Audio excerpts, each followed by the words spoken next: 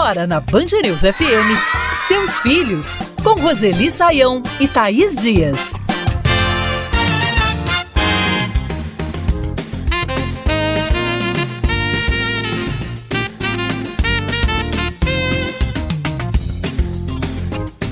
É preciso uma aldeia inteira para educar uma criança.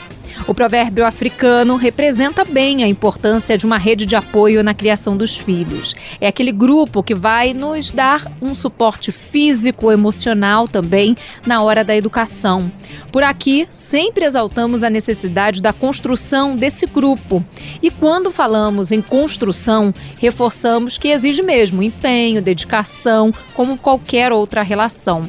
E nós estamos por aqui para ser a sua rede de apoio também, tirando dúvidas, dando voz às suas angústias, às suas ansiedades e acolhendo pais, mães, crianças, adolescentes, a família toda. Todos vocês fazem parte também dessa rede do programa Seus Filhos. Bora então conversar sobre rede de apoio por aqui. Eu, Thaís Dias, sigo na sua companhia, junto comigo, Roseli Saião. Tudo bem, Roseli? Tudo bem, Thaís? Maior orgulho fazer parte da rede de apoio dos nossos ouvintes. Enorme. Minha voz. Abrimos o programa de hoje com um relato do Arthur Cabral, que é pai solo, e fala da importância da rede de apoio na criação do filho. Eu sou pai solo, né? Tenho um filho. Eu sempre deixo ele com a minha irmã, né? Porque eu tenho que ir para trabalhar. Se a gente não trabalhar, não tem comida na mesa, não tem como cuidar do meu filho, né? Então, eu prefiro utilizar a minha irmã. Ela consegue trabalhar de casa, né? Ela consegue me ajudar nessa questão. Roseli, é fundamental essa rede de apoio, né? A gente fala do Arthur, por exemplo, que é pai solo, são muitos nessa situação, mães solo também, mas de uma maneira geral, esse suporte ele é fundamental quando o assunto é a criação de crianças e adolescentes.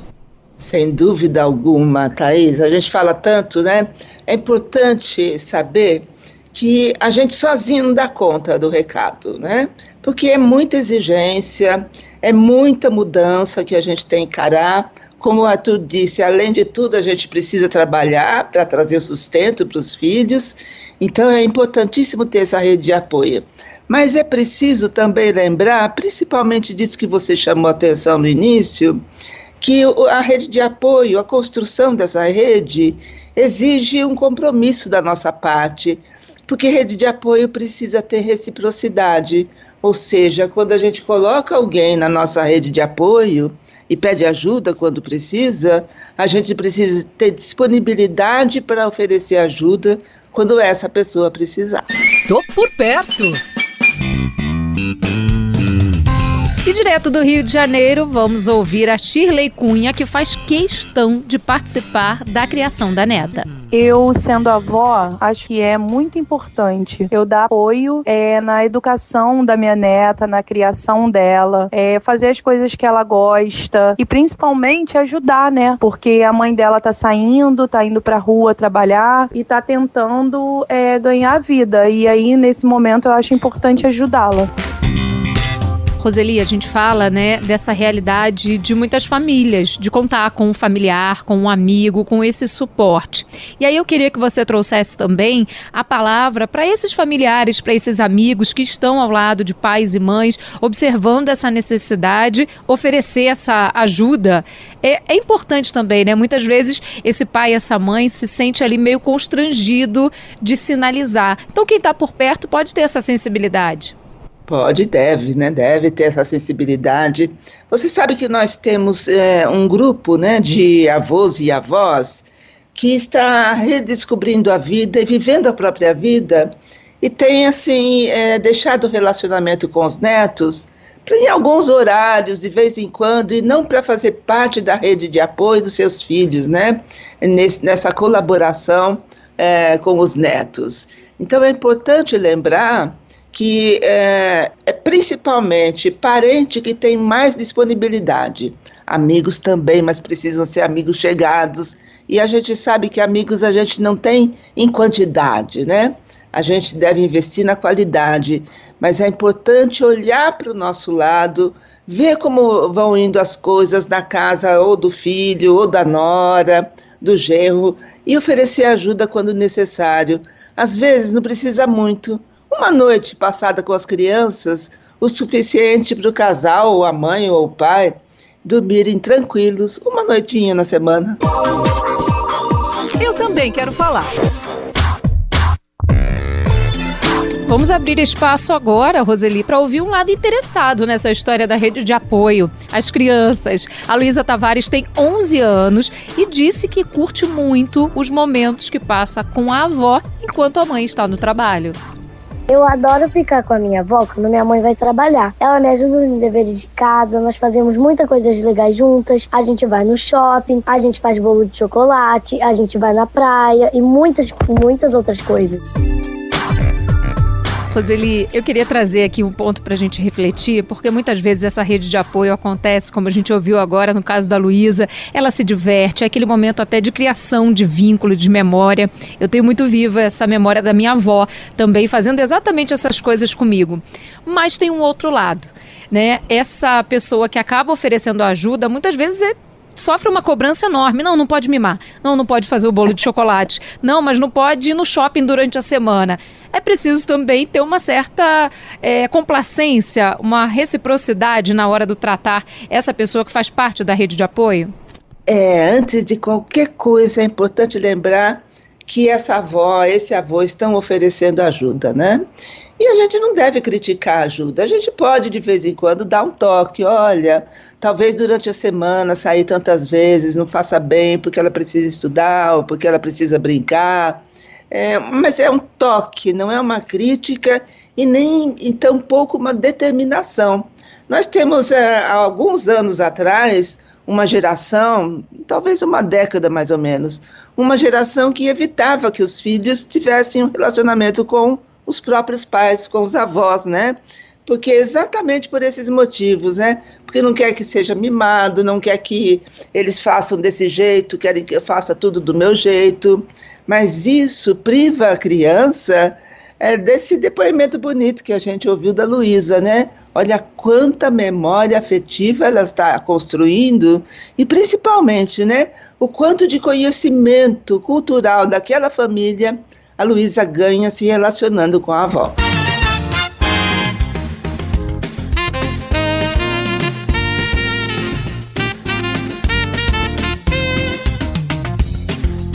A importância da rede de apoio continua sendo assunto aqui no programa Seus Filhos.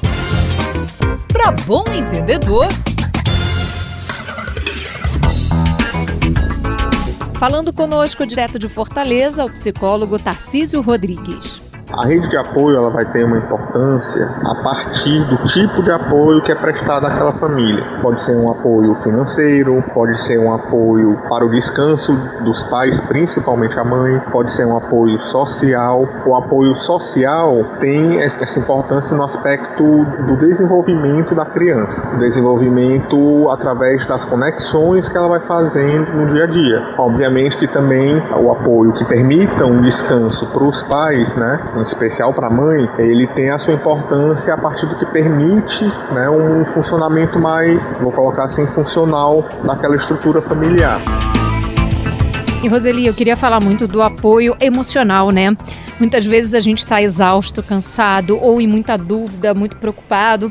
E só um abraço, um olhar, só aquele acolhimento já ajuda demais, né? Ajudei muito. É preciso um pouco de delicadeza na construção dessa rede de apoio. A gente sabe, né, que algumas pessoas têm uma maior facilidade de comunicação com as crianças. Para essas pessoas que a gente tem a identificação dessa característica, a gente pode pedir para ficar com as crianças um período, uma noite, coisa assim. Outras pessoas têm essa qualidade da empatia, que vão ouvir a gente no momento necessário.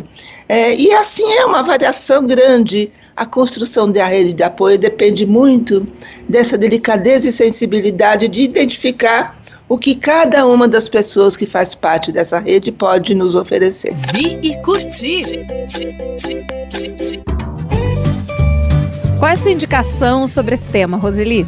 Você sabe que ter uma rede de apoio não é simples, é um processo complexo, né?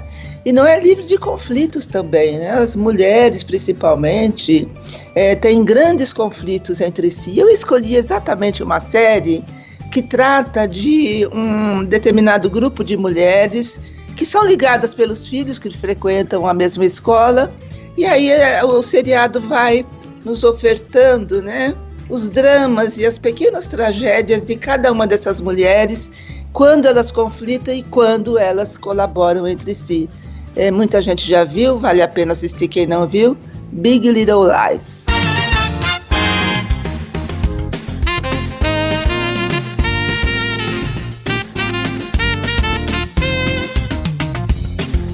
Adolescência. Há quem tenha muito medo dessa fase de desenvolvimento, mas há também quem acredite que é uma oportunidade única para apoiar o jovem no momento de descobertas, de busca por autonomia, de autoconhecimento. Esta etapa da vida é desafiadora para pais e filhos. Muitas vezes nos esquecemos que passamos por essa experiência, mas calma, estamos juntos e vamos conversar sobre esse tema a partir de agora aqui no programa Seus Filhos. Minha voz. E lógico que começamos ouvindo um adolescente. Direto de Fortaleza, o Levi Leite, de 14 anos, é quem conversa com a gente. Acontece que dos meus 12 anos pra frente, minha relação com os meus pais foi piorando, por conta que os trabalhos deles acabou afetando a nossa relação. Eles acabaram achando que, como eu estava crescendo, a minha fala não tinha mais importância para eles. Foi bem difícil essa minha adolescência, por conta que eu não conseguia conversar com os meus pais. Eu acabei me isolando no meu quarto, sem conversar com ninguém, por conta que eu fui sendo isolado de pouquinho em pouquinho na nossa casa. Roseli, é uma fase que ela acaba gerando uma dificuldade de comunicação para muitas famílias e esses jovens, né? Há uma dificuldade de diálogo, um afastamento em alguns casos. Eu queria que você falasse primeiro, nesse primeiro momento aqui do nosso bloco, para o jovem, para esse adolescente que está começando a viver isso ou que está em plena efervescência desse período da vida. O Levi nos traz um depoimento dolorido, né? Porque ele queria continuar a se relacionar com os pais, tanto quanto ele se relacionou durante a infância. Mas parece que os pais não entenderam que ele estava crescendo, que ele não era mais criança, deixou de ser criança, né? Tornar-se adolescente é deixar de ser criança. E esse é um passo importante na vida dos filhos. E é por isso que a família precisa mudar. Não dá para se relacionar com o Levi, por exemplo, né? Que tem 12, 13 anos, do mesmo jeito que quando ele tinha 8 ou 9. E foi isso que deixou o Levi ressentido. E é isso que as pessoas precisam entender. Quando os filhos entram na adolescência, a família precisa mudar, principalmente a maneira de se comunicar com os filhos. Pronto, falei. Conosco agora a Camila Leite, que relata que depois do filho entrar nessa fase da adolescência, ele acabou se isolando. E ele sempre foi um garoto legal, gente boa e de fácil comunicação comigo, né, com o pai. Mas ultimamente eu percebo que ele está em silêncio, reservado. Eu pergunto o que é que ele tem, ele, não, nada demais. Eu preciso ficar sozinho. E eu fico preocupada, realmente, porque esse silêncio pode dizer muita coisa. Pode ser algo que ele queira ter a individualidade dele, pensar por si próprio, se autoafirmar. Eu sei que isso faz parte. Por outro lado, pode ser algo mais preocupante, né? Roseli, são dois olhares sobre a mesma história e eu queria que você falasse agora para os pais de adolescentes. São dois olhares que cada um vê um lado da história totalmente diferente do que o outro vê, né? É isso que é importante para quem tem filho adolescente. Tentar entender que o filho adolescente olha para o mundo agora de um jeito diferente. Agora há pouco você ressaltou, Thaís, que a gente esquece que já foi adolescente, pois você sabe que a amnésia da adolescência surge quando os nossos filhos se tornam adolescentes. Aí parece que a gente nunca passou por essa fase, nunca teve vontade de conversar com os pais e ao mesmo tempo sentiu uma barreira, né, para ter essa conversa. Então é preciso estabelecer assim parâmetros de conversa. É claro que a mãe e o pai querem saber o que está acontecendo com você, mas esse não é um bom começo de conversa, né? Um bom começo de conversa com os filhos é sempre algo fora da vida deles, que não diga diretamente a eles. Sempre tem um filme que eles assistiram juntos, ou uma notícia no jornal. Sempre é possível trazer isso e permitir que o filho, a filha falem a esse respeito, porque isso vai nos ensinar o que ele pensa, como ele imagina que as coisas podem acontecer, quem ele é. Comigo deu certo. De Goiânia, o Carlos Eduardo é quem participa conosco. Ele explica que um diálogo sem tabus pode ser um bom caminho para se aproximar dos filhos. Pelo menos foi o que ele fez. Eu sou pai de 2 adolescentes, de um casal. Minha filha tem 15 anos e eu tenho uma liberdade muito grande com a minha filha. Sempre dei muita liberdade para ela conversar sobre qualquer tema, a hora que ela quiser. Sempre conversamos a respeito de temas mais polêmicos, sempre procurando dar liberdade para ela jamais sentir vergonha, sentir timidez para falar comigo, porque eu acho que é importante você estar nesse processo, né, de crescimento dos filhos.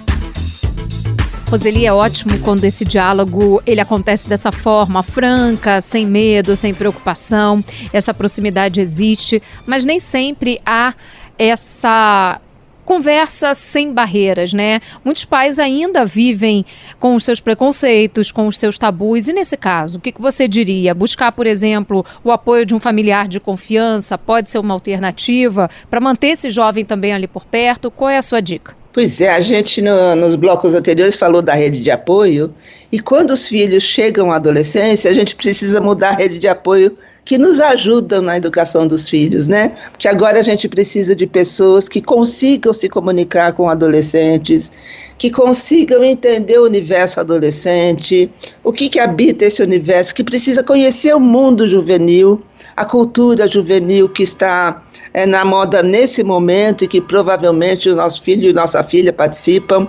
Sempre é possível encontrar uma tia, um tio, um primo mais velho. É a hora, sim, de procurar ajuda nessa rede de apoio também.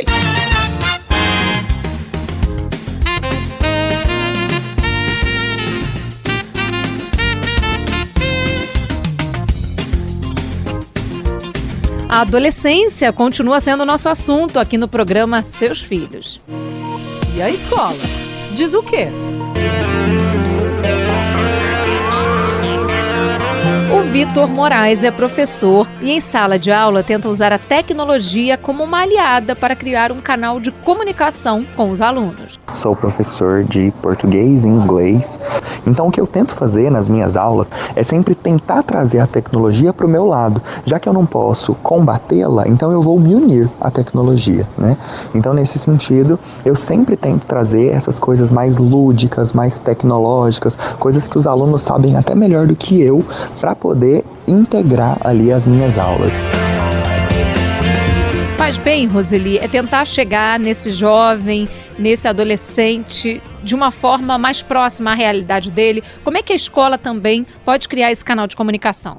Faz muito bem, né? Tanto a escola quanto a família precisam conhecer melhor o mundo juvenil, do qual o filho faz parte, a filha faz parte nesse momento, né? Então, eu me lembro muito de conversar com um grupo de pais de adolescentes, e a preocupação deles era com a tecnologia, exatamente, o excesso, né, da tecnologia. E aí eu comecei a falar um pouco de algumas coisas perigosas que eles podem encontrar naquilo que eles chamam de Deep Web, né, ou Dark Web. Nenhum pai, nenhuma mãe conhecia esse termo, e até eu falei para eles, perguntem para os seus filhos, eles conhecem.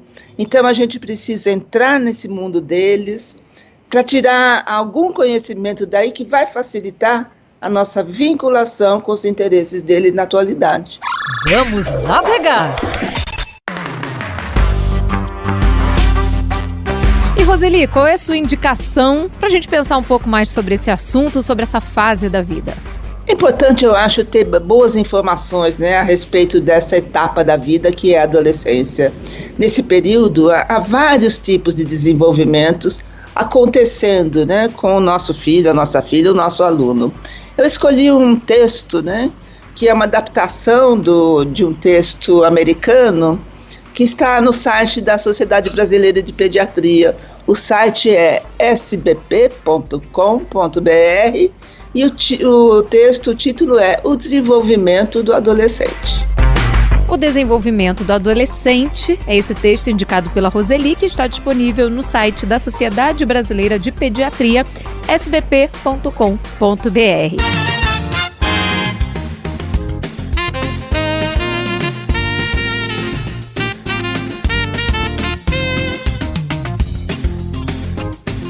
A troca entre gerações é uma oportunidade única de aprendizado.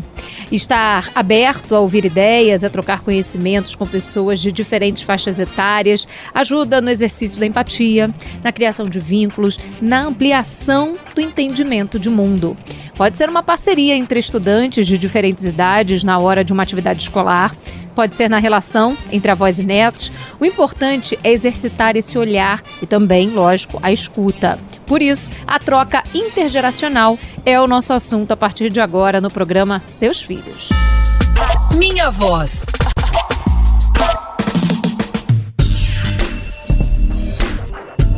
Espaço aberto por aqui para o Davi, de Goiânia. Fala, Davi. Oi, eu tenho 6 anos. Aí eu brinco com meu avô, eu brinco dos peixes, eu brinco com os brinquedos. Eu gosto da vovó de fazer vídeo engraçado. Aí a gente assiste todo dia. E essa é uma troca que os dois saem ganhando, né? Os dois aprendem uma coisa nova, provavelmente, todos os dias. É verdade, né? E olha que essa geração tem o privilégio de muitas crianças terem avós e bisavós vivos e se relacionando com eles, né?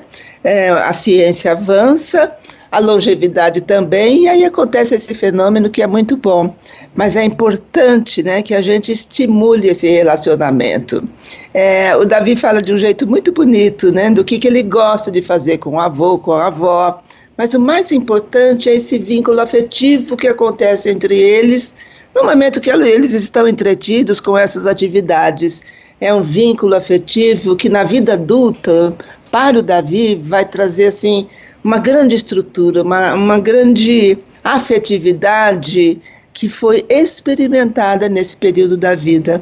Nós precisamos sempre incentivar o relacionamento das crianças com os velhos. Eu também quero falar. Conosco agora, direto de Manaus, a Mirna Ribeiro. Eu sou muito feliz em ter um contato com meu netinho, porque eu dou o banho nele, eu aprendo com ele. Vai fazer 2 aninhos, ele está falando, e é uma outra geração de cuidar, de ninar, fazer ele dormir, e estar bem perto dele, ter contato com ele. É prazeroso, é muito prazeroso ser vó, e eu amo. O afeto tá na voz da Mirna, né, Roseli? Eu não sei se você percebeu, mas ficou muito claro para mim. E eu quero voltar naquela palavrinha-chave, aprender. Ela falou, eu aprendo, é uma outra geração, é um outro momento. Mesmo que ela já tenha vivido isso antes, é uma nova oportunidade, né? Sim, né? E a gente só pode aprender com eles mesmo, porque eles estão em um mundo que a gente já passou lá atrás, que era muito diferente desse que eles estão, que nasceram e estão crescendo nele. Então a gente aprende. E não se trata de aprender coisas práticas. Eu vejo muitos avós e avós falarem da tecnologia que aprendem com os netos. Não, é aprender a linguagem que mudou, né? Aprender a diferença da linguagem verbal, da linguagem escrita, aprender e ensinar também, né? Aprender os interesses que eles têm, que são muito diferentes daqueles que a gente teve nessa época da vida. Mas eu volto a ressaltar, né? É uma aprendizagem afetiva, não é uma aprendizagem que se mede, né? cognitiva, é afetiva, e é isso que importa. Na minha opinião. Conosco agora a psicóloga Roberta Natália, que fala da importância dessa troca intergeracional. O relacionamento intergeracional entre os avós e as crianças e adolescentes, eles produzem um vasto benefício, na verdade, na saúde mental de ambos. Então, o relacionamento e o convívio que ambos têm um com o outro, o contraste que há na idade, nas experiências vividas, nas histórias vivenciadas, experimentadas, no ritmo também de vida que ambos têm, isso vai trazer um acréscimo no caso da criança e do adolescente, de gerar esse nível de empatia para com eles e, no caso dos idosos, de gerar um bem-estar, uma saúde emocional e mental melhor. É isso, Roseli? É isso, assina embaixo, é isso mesmo, né? Quando a gente se dedica na vida a se relacionar apenas com pessoas da própria geração, a gente fica muito, muito restrito, né? Há uma visão de mundo muito semelhante. São os mais velhos e os mais novos que nos ensinam a olhar para a mesma coisa e ver de um jeito diferente. Fora que a saúde mental, para quem está já no 3/4 da vida, já viveu a maior parte da sua vida, que são os avós, é muito importante essa energia que vem de quem é criança, dos netos, por exemplo. Me conta uma história.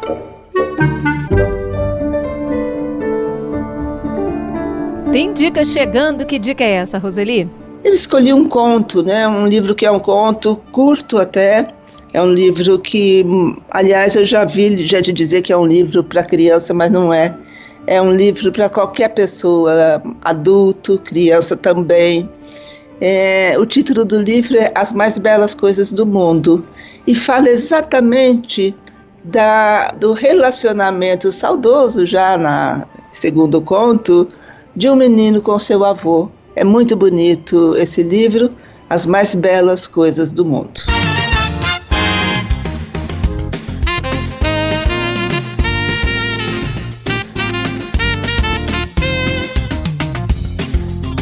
As trocas entre gerações continuam em destaque aqui no programa Seus Filhos. E a escola? Diz o quê? Conosco, a educadora Andressa Litaif, que reforça que essas trocas entre alunos de diferentes idades podem ser benéficas e muito para o aprendizado. Geralmente quando se tem feiras culturais, por exemplo, em que os mais novos apresentam para os mais velhos, né, eles se sentem ali, né, importantes. Essa linguagem entre aluno e aluno, ela facilita a explicação de um conteúdo, por exemplo, a apresentação, a exposição de um assunto que muitas vezes o aluno ele não entende quando o professor explica, sendo explicado por um par, ou seja, explicado por outro estudante. Isso facilita, né, o aprendizado. É muito bacana, Roseli, quando há o estímulo, essa troca também entre estudantes de diferentes idades, né? Eles têm muito a aprender com isso, os mais velhos com os mais novos e vice-versa. Thais, as escolas que estão atentas, né, a algumas questões que essa escola clássica que a gente conhece nunca esteve, já sabem disso na prática, já misturam os seus alunos, porque a gente vai agrupar alunos que são tão diferentes entre si só pela data do nascimento deles, né? Não, a gente precisa ver o conhecimento, os interesses, as habilidades, essa capacidade de ajudar o mais velho, ajudar o mais novo, de receber ajuda de um mais novo ou de um mais velho. Então, é sempre bom incentivar na escola essa rede, né, de relacionamento entre os alunos de várias idades diferentes. Se você quiser ouvir o nosso programa mais uma vez, é simples e fácil, é só passar no site da Band News FM, no nosso canal no YouTube ou procurar nos principais tocadores de áudio. Fique à vontade para compartilhar também e fique à vontade, lógico, para participar conosco. Pode mandar um e-mail para seusfilhos@bandnewsfm.com.br ou nos acionar nas redes sociais, @Roseli Saião, Roseli com Y, Saião também, ou @Thaís B. Dias, Thaís com H. Agradeço muito a sonorização desse programa do José Antônio de Araújo e também a produção da Maria Cecília Dalal. Agradeço, lógico, a companhia dos nossos ouvintes sempre conosco aqui na Band News FM e os ensinamentos dela, minha companheira, Roseli Saião. Beijo para você, Roseli. Beijo de volta, Thaís, sempre com muito carinho e também com o mesmo carinho para os nossos ouvintes. Um beijo. Um beijo e continue ligado, porque os seus filhos você só ouve aqui na Band News FM.